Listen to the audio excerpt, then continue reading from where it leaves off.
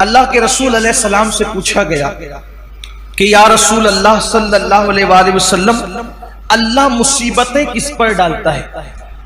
اللہ تکلیفیں کس پر ڈالتا ہے؟ تو میرے آقا علیہ السلام نے فرمایا سب سے بڑی آزمائش اور مصیبت اگر کسی پر آتی ہے تو وہ پہلے انبیاء کرام پر آتی ہے۔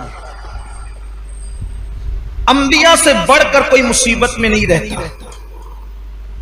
ہم لوگ کسی پر مصیبت دیکھتے ہیں تو بولتے او یہ تو اس کو کیے کی سزا مل رہی۔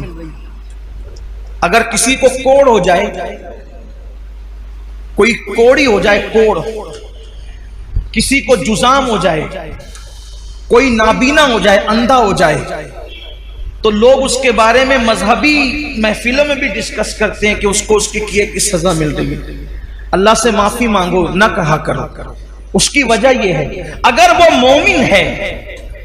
مومن ہے اور کوڑی ہو گیا، جزامی ہو گیا، ہے مسلمان، تو اللہ تبارک و تعالیٰ ان لوگوں کو اس وقت جنت میں داخل فرمائے گا۔ ابھی تک لوگ قبروں سے کچھ اٹھے ہوں گے، کچھ اٹھنے والے ہوں گے، اس سے پہلے اللہ ان کو جنت میں داخل فرمائے گا۔ میں ابھی حدیث پڑھوں گا اس پر آپ کے سامنے۔ اس لیے کسی مسلمان کی تکلیف پر کوئی ڈسکس نہ کیا کریں، کسی مسلمان کی مصیبت پر کوئی، کچھ لوگ نابینا ہونے پر بھی کہ کوئی اندھا ہو گیا، اچھا تھا اندھا ہو گیا، اس پر مذاق اڑاتے ہیں۔ مذہبی حلقوں میں باضابطہ اسٹیجوں پر مذاق اڑایا گیا ان بزرگوں کا جن کو آخری عمر میں لمبی عمر ہونے کی وجہ سے یا ذوف ہونے کی وجہ سے آنکھوں کی بینائی چلی گئی تھی، کیا کیا ان کو نام دیے گئے۔ حالانکہ لوگ یہ بھول گئے کہ حبر الامہ، رئیس المفسرین سیدنا عبداللہ ابن عباس رضی اللہ تعالیٰ عنہ بھی آخری عمر میں نابینا ہو گئے تھے۔ لوگ کہتے ہیں اپنے کیے کی سزا بھگت رہے، میں کہتا ہوں ابن عباس نے کیا کیا تھا۔ حضرت جابر ابن عبداللہ انصاری جن کے گھر حضور علیہ السلام کی دعوت مشہور ہے، آخری عمر میں وہ نابینا ہو گئے تھے۔ کئی صحابہ کے نام لیے جا سکتے ہیں جو آخری عمر میں نابینا ہو گئے تھے، لیکن یہاں تو بس علم نہیں ہے، بلکہ اگر کچھ پڑھا، ہم نے کچھ پڑھ بھی لیا ہے تو ہمارے علم پر ہماری جہالت غالب آتی ہے۔ کسی بھی مسلمان اور مومن کو تکلیف میں دیکھو، ہم نے کوئی اس پر ڈسکس نہیں کرنا، بس یہ دعا کرنا اللہ اس کی مشکل آسان کر دے اور ہمیں اس مصیبت سے بچا لے۔ جو لوگ نابینا ہو جائیں اور مسلمان ہے، جو نابینا ہو جائیں مسلمان ہے، یا پیدائشی نابینا ہو یا بعد میں اندھے ہو جائیں بڑھاپے کی وجہ سے یا کسی مرض کی وجہ سے، کسی تکلیف کی وجہ سے، ان کے لیے بشارت یہ ہے کہ اوروں کے لیے اللہ تبارک و تعالیٰ کبھی کبھی تجلی فرمائے گا، یعنی کبھی کبھی پردے اٹھا کر کے ان کو اپنا دیدار کرائے گا۔ لیکن جو نابینا ہو گئے تھے، اللہ فرمائے گا میں نے تم سے آنکھیں چھین لی تھی اور تم نے اس پہ صبر کیا تھا، اب جب تک تم چاہتے رہو گے میں تمہیں دیدار عطا کرتا رہوں گا۔ جب تک چاہتے رہو گے میں تمہیں دیدار عطا، مگر شرط یہ ہے کہ وہ صبر کریں۔ دیکھو مصیبت آئے تو صبر شرط ہے۔ جو مصیبت میں واویلا کرے ناکام ہے، مصیبت میں شکوہ کرے ناکام ہے، مصیبت میں شکایت کرے ناکام ہے، لیکن جو صبر کرے، صبر اصل چیز ہے۔ صبر، سارے انعامات اس وقت ملیں گے جب وہ صبر کرے۔ آقا علیہ السلام نے فرمایا سب سے زیادہ مصیبت نبیوں پر آتی ہے، پھر جو نبیوں سے قریب ہوتے ہیں ان پر آتی ہے، پھر جو ان سے قریب ہوتے ہیں ان پر آتی ہے۔ یعنی مصیبتیں ہیں کس کے لیے؟ بلکہ ایک حدیث پاک یہ بھی ہے، اللہ کے رسول علیہ السلام وضو کر رہے تھے، یہاں پر تھوڑا عشق رسول کا باب بھی کھلے گا، واہ ہوگا، عشق رسول کا باب بھی واہ ہوگا، اور ہم دیکھیں گے کہ ہم میں کون عاشق رسول ہیں۔ حضور علیہ السلام وضو فرما رہے تھے اور پانی حضور علیہ السلام کے وضو کا ڈھلان کی طرف بہ رہا تھا، وضو کا پانی ڈھلان کی طرف بہ رہا تھا۔ ایک صحابی تھے وہاں موجود، انہوں نے عرض کیا یا رسول اللہ صلی اللہ علیہ وآلہ وسلم میں آپ سے عشق کرتا ہوں، محبت کرتا ہوں آپ سے۔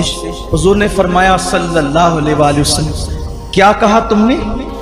حضور میں آپ سے عشق کرتا ہوں۔ کریم آقا جس کے کان لال کرامت ہے، دور و نزدیک کے سننے والے وہ کان لعلے کرامت پہ لاکھوں سلام۔ حضور علیہ السلام نے تیسری بار پوچھا کیا کہا تم نے؟ حضور میں آپ سے عشق کرتا ہوں۔ آقا فرماتے ہیں تو اگر تو واقعی مجھ سے عشق کرتا ہے تو مصیبت اور آزمائشوں کے لیے تیار ہو جا، کیونکہ جو ہم سے عشق کرتا ہے اللہ اس پر مصیبتوں کے دروازے کھول دیتا ہے، اللہ اس پر تکلیفوں کے دروازے کھول دیتا ہے۔ ہم سے محبت کرنے والوں پر آزمائش اور مصیبتوں کے دروازے اتنی تیزی سے کھلتے ہیں اور مصیبتیں اس کے پاس اتنی تیزی سے بھاگ کر آتی ہے، جیسے یہ وضو کا پانی تیزی سے ڈھلان کی طرف گر رہا ہے ویسے مصیبتیں تیزی سے اس کے پاس آتی ہے۔ اب آپ مجھے بتائیں، جب ہم عاشق ہی بنے ہیں، جب ہم نے عشق کا دعویٰ ہی کیا ہے تو پھر ہم مصیبتوں سے گھبراتے کیوں ہیں؟ ہم بلاؤں سے گھبراتے کیوں ہیں؟ اس لیے کہ مصیبتیں تو عاشقوں کے لیے ہے، مصیبتیں تو محبوب سے محبت کرنے والوں کے لیے۔ آپ دیکھیں جس کو ہم مشکل کشاں کہتے ہیں، پوری زندگی مشکل میں گزری، جس کو ابن مشکل کشاں کہتے ہیں، اے دل بگیر دامن سلطان اولیاء یعنی حسین ابن علی جان اولیاء، پھر ان کی مصیبتیں دیکھ لے، پھر سیدہ زینب پاک کی مصیبتیں دیکھ لیں، پھر جناب غازی عباس کی مصیبتیں دیکھ لیں، پھر اسی طریقے سے اونا محمد کی مصیبتیں دیکھ لیں، پھر سیدہ سکینہ کی مصیبتیں دیکھ لیں، اسی طریقے سے جو ہے اللہ اکبر سیدہ بی بی پاک سیدہ فاطمہ الزہرا کی ان کی خود کی مصیبتیں دیکھ لیں۔ ہمارے بزرگوں نے فرمایا 40 راتیں کسی پر ایسے گزر جائے، 40 راتیں کسی پر ایسے گزر جائے کہ اس پر کوئی مصیبت نہ آئے، وہ اپنے ایمان کی خیر منائے، وہ اپنے ایمان کا احتساب کرے۔ 40 دن کے اندر اب اس کو امام اہل سنت نے بہت خوبصورت انداز سے مزین کیا، فرمایا 40 راتوں میں تینوں میں سے کوئی ایک آنا چاہیے، علت، عین سے علت، قاف سے قلت، وال سے ذلت، علت قلت ذلت، 40 راتوں میں سے ایک مقام ایسا آنا چاہیے کوئی ایک رات میں، علت یا تو بیمار پڑ جائے، سر دردی ہو یا بخار آ جائے، کوئی بیماری ہو، پیر ہی دکھے، کانٹا ہی چبھے، کوئی نہ کوئی بیماری آ جائے۔ اگر بیماری نہ آئے، قلت، پیسے ختم ہو جائے، 40 راتوں میں کبھی کوئی ڈبہ بھی بچ جائے کہ ہم بھی خالی ہو گئے تو مشکل بھی ہے کہ یار کچھ لانا بھی ہے، جیب بھی خالی ہے، ذلت، کوئی ذلیل کرے۔ دیکھو اب یہاں اپنے ذوق کے مطابق بات کرنا چاہتا ہوں، کوئی عاشق ہو اور ذلیل نہ ہو، مجھے اس کے عشق میں شک ہے۔ کیوں؟ اس لیے کہ دیوانہ ہی تو ذلیل ہوتا ہے،